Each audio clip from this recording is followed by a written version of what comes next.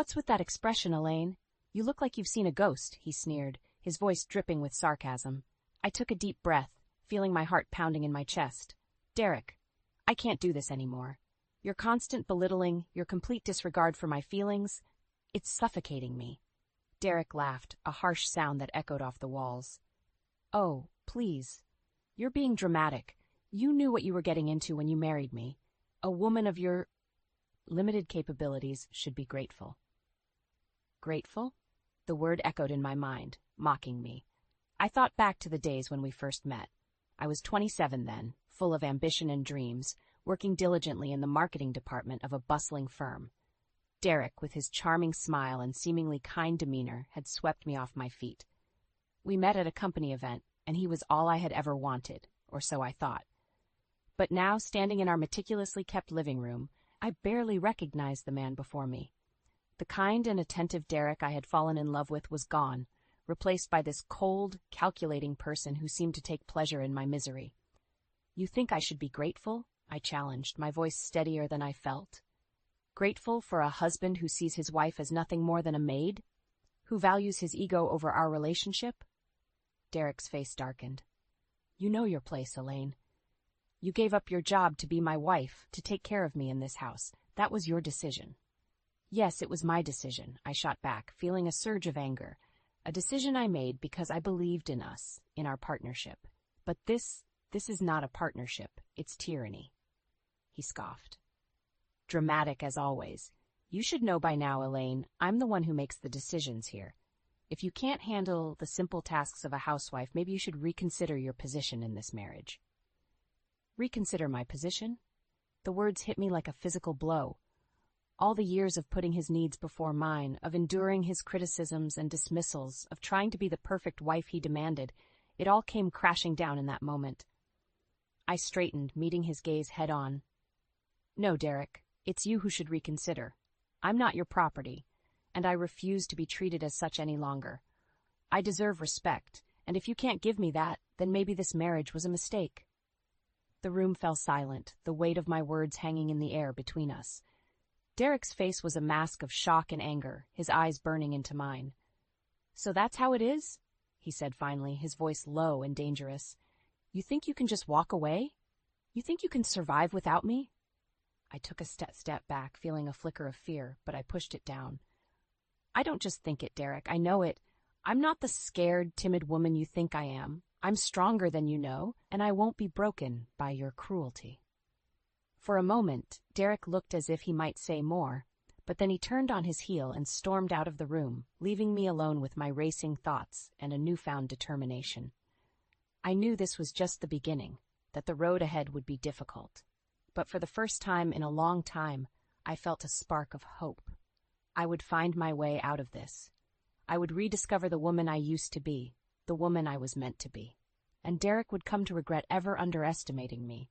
The days following our confrontation were a blur of icy silences and veiled insults. Derek's contempt for me had become more apparent, his mask of charm and affection long since discarded. One evening, as I prepared dinner in our pristine kitchen, Derek sauntered in, his eyes scanning the spread with an air of disdain. "Is this what you call a meal? It looks as unappetizing as it probably tastes." I clenched my fists, feeling a familiar surge of frustration. "I've done my best, Derek. It's not easy managing everything around here on my own." He snorted, picking at the food with a fork. "Your best? That's laughable. You really are useless, aren't you? I work all day to provide for us, and this is the thanks I get? A mediocre dinner from a mediocre wife." His words stung, but I refused to let him see my pain. "I'm not your servant, Derek. I'm your wife. I deserve some respect, some appreciation." Derek looked up, his eyes cold. "Respect? For what? Keeping the house barely presentable? Even that seems to be beyond your capabilities. And don't even get me started on your lack of skills in the kitchen." I felt a lump form in my throat, but I swallowed it down. "I don't know why I bother trying.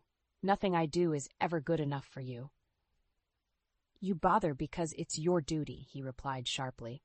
"And you're right, it's never good enough. Maybe I made a mistake marrying someone so clearly out of her depth." His words echoed in my mind long after he left the room. I looked around at the house I had meticulously maintained, the meals I had painstakingly prepared, all for a man who couldn't care less. A sense of hopelessness washed over me, but beneath it there was a growing ember of anger, a burning need to prove him wrong. Later that week, I found myself confiding in Mara, my closest friend and confidant. Over coffee, I poured out my heart, the words spilling out in a torrent of frustration and despair. He doesn't see me, Mara. He doesn't see the effort, the love I put into everything. It's like I'm invisible, I said, my voice breaking. Mara reached across the table, her hand warm on mine. Elaine, you're so much more than he makes you out to be. You're strong, talented, capable. You don't need his validation to know your worth. Her words were a balm to my wounded soul, and in that moment something shifted within me. I realized that I had been seeking approval from a man who was incapable of giving it. I had been diminishing myself, trying to fit into the mold of the perfect wife he demanded, at the expense of my own identity. From that day on, I began to reclaim pieces of myself that I had lost along the way. I started secretly working on my graphic design skills, a passion I had abandoned for the sake of my marriage. With each design I created, I felt a sense of empowerment, a reminder of who I was before Derek tried to define me. And as I grew stronger, Derek's attempts to belittle me became less effective. His words still hurt, but they no longer had the power to break me. I was building a foundation for a new life, one where I was the architect of my own destiny. The atmosphere in our home had become a battlefield of unspoken words and simmering resentments. Derek's disdainful remarks had escalated, each one aimed to diminish and control me. But something within me had changed. The once cowering woman was slowly giving way to someone stronger, more defiant. One evening, as Derek arrived home, his usual air of self-importance was more pronounced. He dropped his briefcase by the door and surveyed the living room with a critical eye. "This place is a mess. What have you been doing all day?" I stood up, feeling a surge of defiance. "I've been working, Derek, on my graphic design projects." He laughed, a sound that sent shivers down my spine. "Working? You call that a job? It's a hobby at best, Elaine. Don't flatter yourself." His words were meant to wound, but I stood my ground. "It's more than a hobby. I'm building something for myself, something that doesn't revolve around pleasing you." Derek's expression darkened. "You're getting bold, aren't you? Remember your place, Elaine. You're my wife. That's your primary role." I met his gaze, my voice steady. "My place is not just as your wife. I am my own person, with my own dreams and aspirations." He moved closer, his presence dominating the space. "You have no dreams outside of this house. I provide for you. I give you everything you need. You should be grateful." Grateful. That word again. It echoed in my mind, mocking me. Grateful? For being treated like a possession? For having my aspirations and efforts constantly belittled? No, Derek. I'm not grateful. I'm suffocated. For a moment he seemed taken aback, his facade slipping, but he quickly regained his composure, his voice laced with venom. "You're nothing without me, Elaine. You think you can survive on your own? You'll come crawling back, begging for my forgiveness." His words were meant to break me, but they only fueled my resolve. "I won't be crawling back to you, Derek. I'm stronger than you think." As the days passed, my secret work on graphic design projects became my sanctuary. Each piece I created was a testament to my creativity and resilience.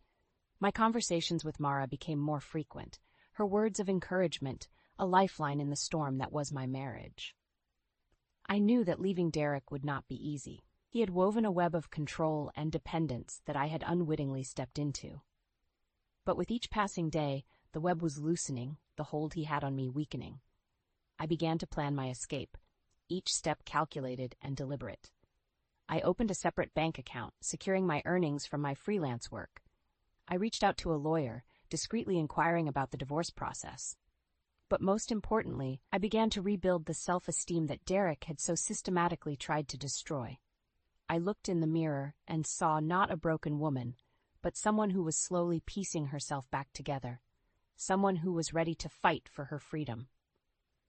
And as I lay in bed each night, listening to Derek's steady breathing, I knew that the time for whispers of rebellion was coming to an end. Soon it would be time for bold action, for reclaiming the life that was rightfully mine. The morning sun cast a warm glow through the curtains, but the atmosphere in our house remained cold and unyielding. Derek's contempt had become a daily ordeal, but my resolve had only strengthened. As I sat at the kitchen table, working on a graphic design project, Derek entered, his expression one of derision. "Still playing at your little hobby, I see. When will you realize it's pointless?" I didn't look up from my screen. "It's not pointless, Derek. It's my career, and it's thriving, unlike your opinion of it." He scoffed, pouring himself a cup of coffee. "A career? Don't make me laugh. You're a housewife, Elaine, nothing more. Your place is here, taking care of me, not indulging in these childish fantasies." I felt a flash of anger but kept my composure. My place is wherever I choose it to be, and right now it's here, building a future for myself. Derek slammed his cup down, coffee splashing over the rim. "You have no future outside of this house, Elaine. I won't allow it." His attempt to intimidate me was evident, but I no longer felt the fear that once gripped me. "You don't get to decide my future, Derek. I'm not your property. I'm a person with my own dreams and ambitions." He leaned in, his face inches from mine, his voice a menacing whisper. "You'll never succeed. You're weak, dependent on me for everything. You'll come crawling back, mark my words." I stood up, meeting his gaze. "I won't be crawling back to anyone, Derek. I'm stronger than you'll ever know." The days that followed were a tumultuous mix of silent treatments and bitter arguments. Derek's attempts to belittle me became more desperate, his words more cutting, but with each barb my determination only grew. My work as a graphic designer was gaining traction, my designs being noticed by larger clients. I was building a portfolio that spoke of talent and creativity, a far cry from the hobby Derek so scornfully dismissed. Mara, ever my pillar of support, was a constant source of encouragement. "You're doing amazing, Elaine," she would say. "You're proving him wrong every single day." And she was right. With each project I completed, each client I impressed, I was rewriting the narrative Derek had tried to impose on me. I was no longer the voiceless shadow in his life. I was becoming a force in my own right. The turning point came one evening, as Derek returned from work. He found me in the living room, my laptop open, displaying a particularly intricate design I had just completed. He glanced at the screen, a sneer forming on his lips. "What's this? Another one of your little projects?" I looked up, a sense of pride swelling within me.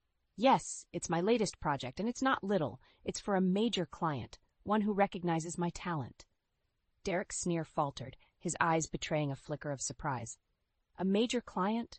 I don't believe you." I stood, closing my laptop with a satisfying snap. "Believe it or not, Derek, it's true. I'm succeeding, despite your constant attempts to undermine me. I'm building a life for myself, a life where I don't need your approval or your support." For a moment, there was silence, the tension between us palpable. Then Derek turned and walked away, his usual retorts unspoken. It was a small victory, but a significant one. I knew that the battle was far from over, but for the first time I felt a real sense of hope. I was taking back control of my life, one step at a time, and with each step I was moving closer to freedom, to a future where I was the master of my own destiny. The day had arrived when the facade of our marriage could no longer be upheld. The air was thick with anticipation, a prelude to the storm that was about to erupt. Derek came home to find me packing my belongings, my graphic design equipment neatly stored in boxes. His face registered shock, then anger. "What the hell do you think you're doing, Elaine?" I continued packing, my hands steady. "I'm leaving, Derek. I can't stay in this toxic environment any longer. I'm suffocating." He laughed, a hollow sound devoid of humor. "Leaving? To go where? You think you can survive out there without me? You're delusional." I zipped up the last bag, turning to face him. "I'm not delusional, Derek. I'm awake. I've realized that I don't need you to survive. In fact, I'm better off without you." His face contorted in rage. "You'll come back. You'll see how hard it is, and you'll come crawling back to me." I shook my head, a sense of liberation washing over me. "I won't be coming back. My work as a graphic designer is taking off. I have clients, projects, a career. I'm not the helpless woman you think I am." Derek stepped closer, trying to intimidate me. "You think you're something special because you've got a few clients? You're nothing, Elaine. You'll always be nothing without me." I stood my ground, my voice firm. "I'm not nothing, Derek. I'm more than you ever gave me credit for, and I'm going to prove it."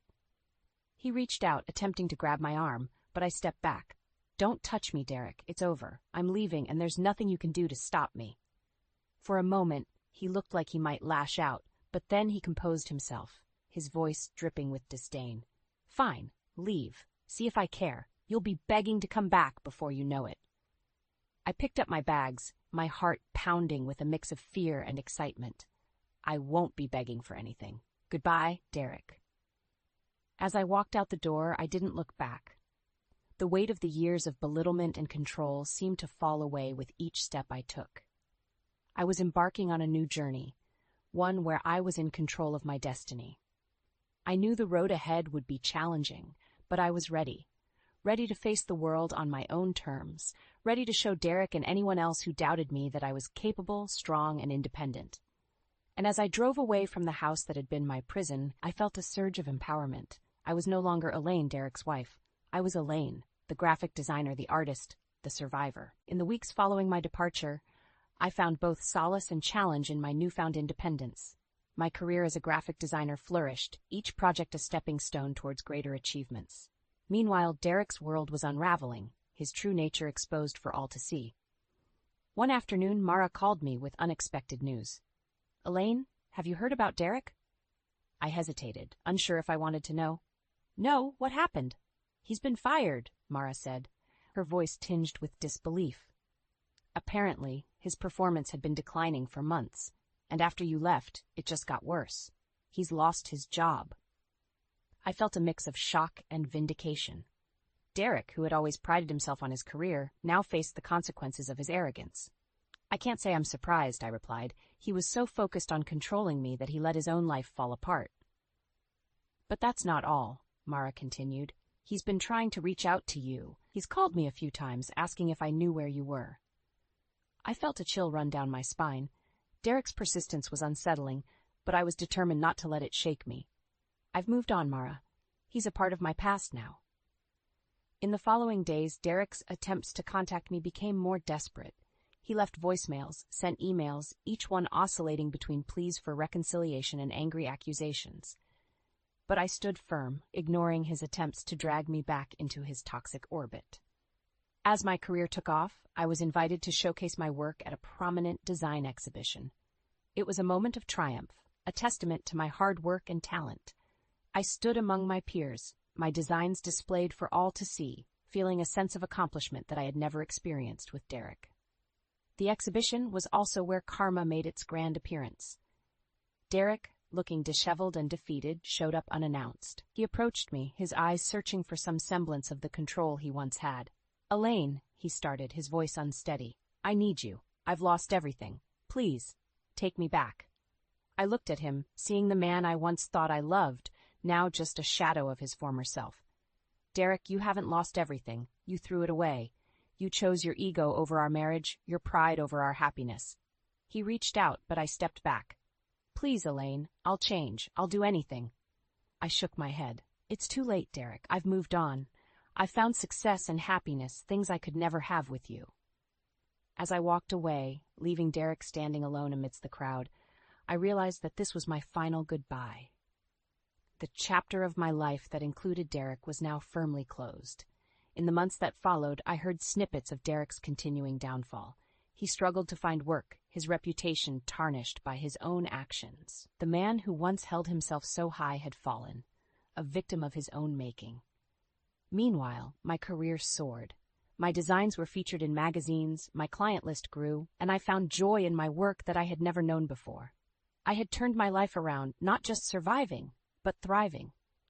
As I sat in my new studio, surrounded by my artwork and the accolades of my hard-earned success, I couldn't help but reflect on the journey that had brought me here. The sun streamed through the large windows, casting a warm glow over the room, mirroring the lightness I felt in my heart. Mara visited me that afternoon, her face bright with a smile as she looked around. Elaine, you've done it. You're truly an inspiration. I smiled back, a sense of contentment washing over me. It's been a journey, Mara, but every step was worth it. We sat down with cups of coffee, the aroma blending with the scent of fresh paint and paper. Do you ever think about Derek?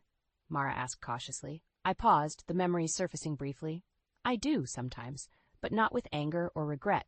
He was a part of my path, a difficult chapter that led me to where I am now. Mara nodded, understanding in her eyes. And now you're free, living the life you were meant to. Yes, I agreed, gazing out the window. Free to create, to live, to be me. Derek's hold on me, his attempts to diminish me, they're just echoes of the past now. The conversation shifted to my upcoming projects, the excitement of new challenges and opportunities.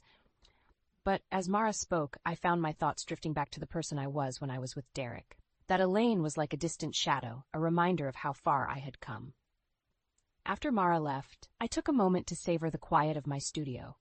The struggles, the pain, the liberation, they had all woven together to create the tapestry of my life. And in that tapestry, the dark threads served only to make the bright colors shine even brighter. I realized then that my story was not just about escaping Derek's shadow. It was about discovering my own light, the strength, resilience, and talent that had always been within me, waiting to be acknowledged and embraced. As the day gave way to evening, I looked at the designs lining the walls of my studio. Each one was a piece of me, a part of my journey. I had not only survived, I had thrived. And in thriving, I had found a peace that was more profound than any revenge. The chapter of my life with Derek had ended, but my story was just beginning. A story of triumph, of finding joy in the midst of sorrow, of rising from the ashes to create something beautiful. As the last rays of the sun faded, I turned off the lights in my studio and stepped out into the cool evening air. The world lay before me, vast and full of possibilities. And I, Elaine, once a shadow, now a source of light, was ready to embrace whatever came next.